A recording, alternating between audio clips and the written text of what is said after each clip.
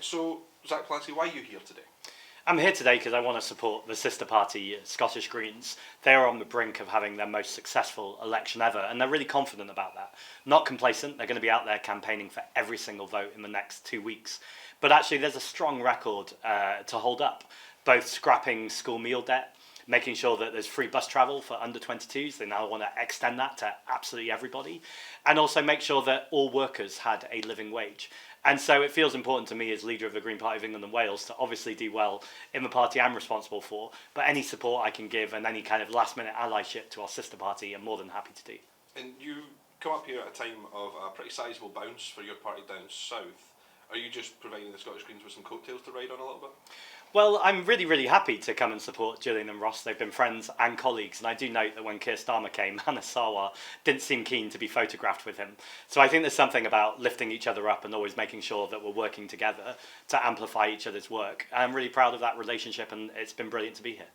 And you spoke in the press conference about how your parties went from 50,000 members to, I think you said, 225,000 members. Good memory.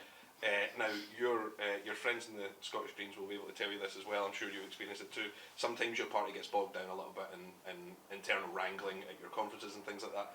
How do you stop getting stuck on policy issues? And are you worried about sort of entryism potentially? Because there's been worries about these sort of big bounces in party memberships where you see big shifts in party policy. I think it's about communicating your values at all time. Our values of wanting to serve our communities, protecting the environment, the values of challenging the wealth of multimillionaires and billionaires, our values of making sure we're tackling the climate crisis, and the principled stand that both English and Wales and Scottish Greens have taken in opposing the ongoing genocide in Gaza for the last few years, which this Westminster government have been arming Israel, sharing intelligence with Israel, and not to mention Keir Starmer's so-called special relationship or ally with Donald Trump, even when he threatens to wipe out an entire civilization in Iran. And so I believe the way to keep the party growing and keep the party growing with the values that we talk about and that we hold is by being really clear about what those values are. That's what I do in England and Wales, and I see Gillian and Ross and the MSPs do that all the time in Scotland too. We'll get to Donald Trump in a wee while, don't worry yourself.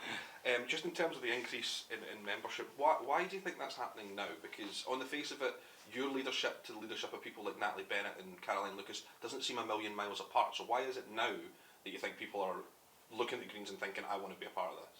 I think we've really reached a point in our society where people are ready for eco-socialism. We see that with the Scottish Greens and the rise of their polling. We see that with Zoran Mandani in New York. There's lots of examples around the world where people are seeing what's happening in the world right now, but in particular in their communities. And they say this isn't good enough. We deserve better. And actually, I believe what the real battle here is between the 99% and the 1%. The 1% being multimillionaires and billionaires and the elites, not whom of all are bad necessarily, by the way. In fact, some of them are saying, you should tax us more because actually it would be better if there was more money flowing around our communities. But that 99% includes people who are running small businesses, medium businesses, people who are unemployed, people who are kind of just trying to get by. We all have so much more in common in our communities and in our societies than the tiny few elite. And I think one of the reasons why Green parties around the world are doing even better now is because the climate crisis is one of the effects of that. The corporations are destroying our environment, but they're also destroying our democracy and our communities. And so I think we're seeing a moment where those communities are finding their voice, they're being empowered, both with trade unions, with workers, with people in faith spaces and non-faith spaces, who are all coming together and actually say, when we stand together in solidarity, we're unstoppable, and that lies at the heart of the Green movement. And just to get to a couple of things that you mentioned in your press conference, you are the only Jewish leader in the UK. We're talking about issues related to false allegations of anti-Semitism. I was just wondering if you could give me a couple of examples of things that spring to mind when you talk about the damage that's done by false allegations of anti-Semitism, because it wasn't particularly clear what you meant. So the EHRC did an investigation into the Labour Party, and one of their key recommendations was that leadership should be nowhere near the disciplinary process. So I can't answer this question by giving you specific examples, because what I would be doing is opposing that recommendation, and I think that recommendation is really important.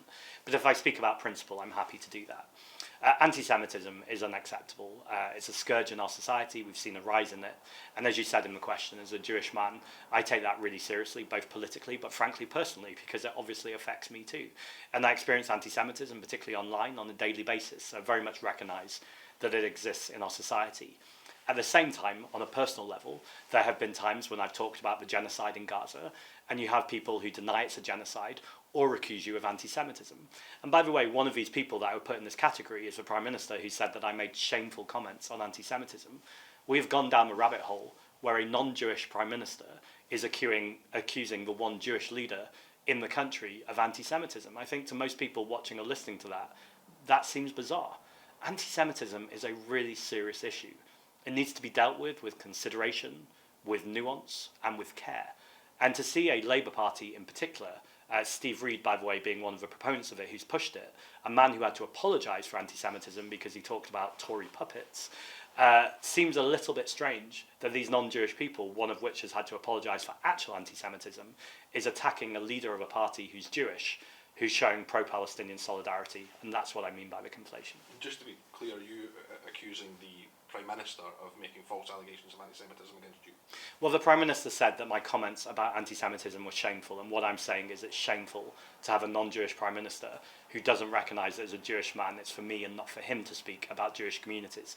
That doesn't mean I represent all Jewish communities. We're not homogenous, and there are different views and different opinions.